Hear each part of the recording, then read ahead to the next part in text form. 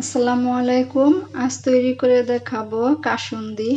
আর এর জন্য একটি প্যানে আমি দিয়ে দিলাম 3টা শুকনো মরিচ, 1 চা চামচ পরিমাণ জিরা, 1 চা চামচ পরিমাণ মৌরি, আর দিব 1 চা চামচ পরিমাণ ধনে, আর দিব একটা তেজপাতা ছিঁড়ে, আর দিব 1 চা চামচ পরিমাণ রাঁধুনি।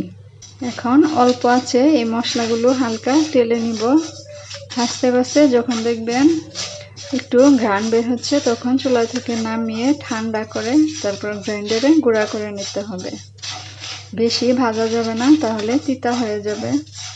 আমি মশলাগুলো টেলে তারপর ঠান্ডা করে এই তো গ্রাইন্ডারে ভালো করে গুঁড়া করে নিয়েছি। এখন ঢেলে নিচ্ছি।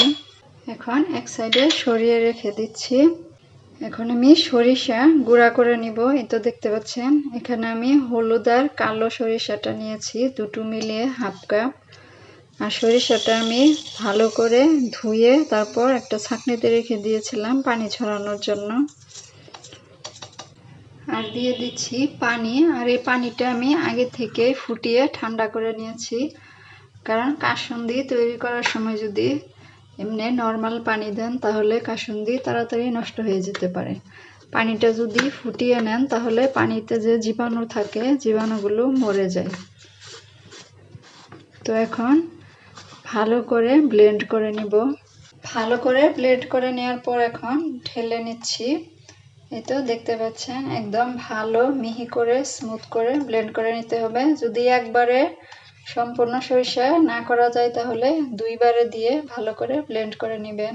সরিষা পেস্ট করার পর এখন ওই একই ঝাড়ে নিয়ে নিব হাফ কাপ পরিমাণ কাঁচা আম, 4টা কাঁচা মরিচ, 2 কোয়া রসুন, আর দিব আদা, আর একটু পানি দিয়ে ভালো করে স্মুথ করে ব্লেন্ড করে নিব।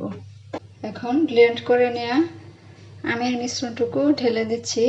আমি ছোট জারে 2বার ব্লেন্ড করে নিলাম। আপনারা চাইলে ব্লেন্ডারের বড় জগে সবকিছু একসাথে নিয়েও ব্লেন্ড করে নিতে পারেন। সম্পূর্ণ নিয়ে নিলাম। আর এখানে আমি পানি দিয়ে ধুয়ে পানিটুকু এখানে আমি দিয়ে দিব।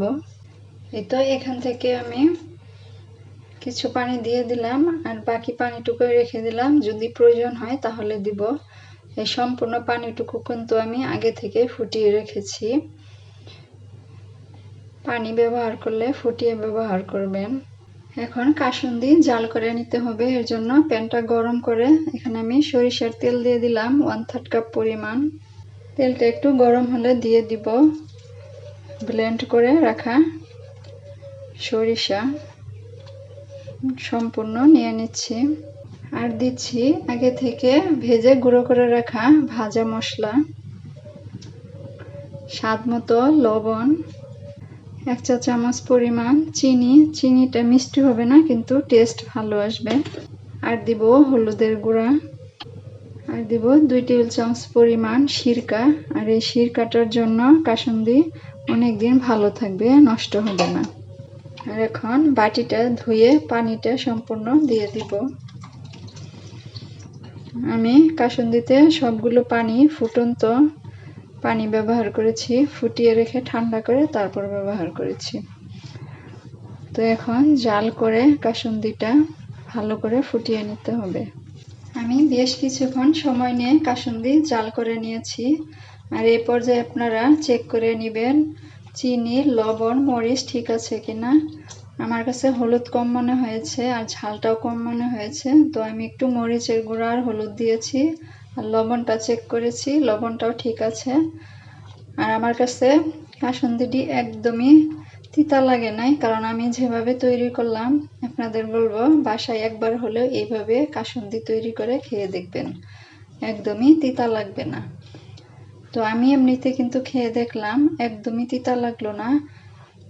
তারপরও সামান্য একটু লাগতে পারে, কিছু কাসুন্দি আছে বেশি তিতা হয়, কিন্তু আমারটা কিন্তু একদম পারফেক্ট হয়েছে। আমি খেয়ে দেখেছি তাই আপনাদের সাথে বললাম।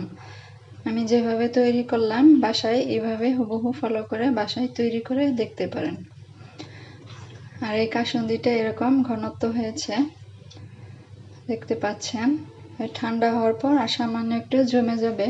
এই কাসুন্দিটা ঠান্ডা করে কাচের বয়ামে ভরে নর্মাল ফ্রিজে রেখে 6 মাস থেকে 1 বছর পর্যন্ত সংরক্ষণ করে খেতে পারবেন। তো আমার রেসিপি যদি ভালো লেগে থাকে প্লিজ লাইক, শেয়ার, কমেন্ট করে চ্যানেলটি সাবস্ক্রাইব করে পাশে থাকবেন। তো আজকের মতো এখানেই বিদায় নিচ্ছি। আল্লাহ হাফেজ।